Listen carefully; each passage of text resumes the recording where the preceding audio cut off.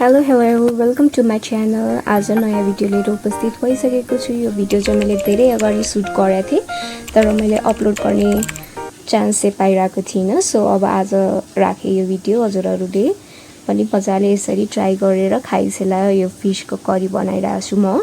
अहिले त अब साउन महिना पनि लागिसकेको छ। यो भिडियो मैले अगाडि नै बनाएको हो। कतिजनाले चाहिँ साउन बारिसकेको होला ननभेज नखाने भनेर। आफ्टर साउन चाहिँ यसरी नै मजाले बनाएर खाइसेला। यहाँ मैले रौ माछा लिएको छु। यसलाई चाहिँ मजाले पखाल पुखुल गरेँ 2-3 चोटि। अनि त्यसपछि यसमा मैले बेसार, नुन, खुर्सानीको धुलो र तोरीको तेल लगाएर मजाले म्यारिनेट गरेँ हातले नै उल्टाइ पुल्टाइ गरेर। अनि थोरै बेसार नपुगे जस्तो लागेर चाहिँ बेसार पनि थपेर फेरि म्यारिनेट गरेँ। अनि यहाँ मैले चाहिँ सुक्खा मसला लिएको छु, जिरा, धनियाँ, सौफ, अनि मरिचको गेडा, अनि त्यस पछाडि सर्स्यु र रायो।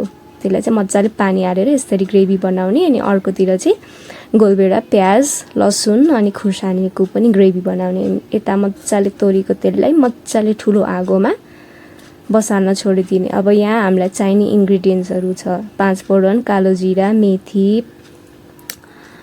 अनि जिरा धनियाँको पाउडर, गरम मसला, नुन, बेसार, खुर्सानी, रातो र हरियो दुइटै, अनि प्याज, हरियो लसुन, तेजपत्ता। अब यति भएपछि हाम्रो तेल पनि मजाले तातिसक्यो। त्यसपछि मैले अघि 30 मिनट म्यारिनेट गर्न राखेको फिसलाई चाहिँ मजाले यो तेलमा फ्राई गर्नलाई छोडिदिएँ। अब एकछिन फ्राई गर्न छोड्दाखेरि चाहिँ हामीले यत्तिकै चलाइहाल्नु हुँदैन। चलायो भने चाहिँ माछा फुट्छ।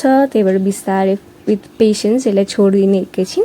अनि एक साइडबाट रातो भएपछि अर्कोतिर पल्टाएर मजाले फ्राई गर्ने। अब फिस पनि हाम्रो फ्राई भयो। त्यसपछि मैले यहाँ खुर्सानी फुराएँ, अनि त्यसपछि तेजपत्ता हालेँ, अनि 5 फोरन पनि हालिदिएँ कालो जिरा सौफसँग।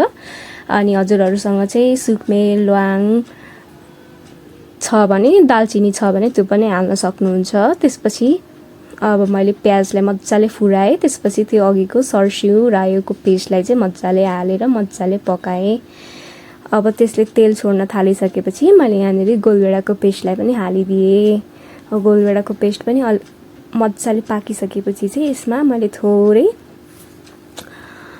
बेसार, नुन, जिरा धनियाँ पाउडर, गरम मसला अनि यो लसुनको पत्तालाई हालेर मजाले पकाएँ र पानी थपेँ। पानी चाहिँ हजुरले आफ्नो कस्तो खानुहुन्छ, गाढा खानुहुन्छ कि पातलो खानुहुन्छ त्यही अनुसारले हाल्नु होला। मैले चाहिँ मजाले पानी हालेर छड्काएर पानी घटाइसकेँ।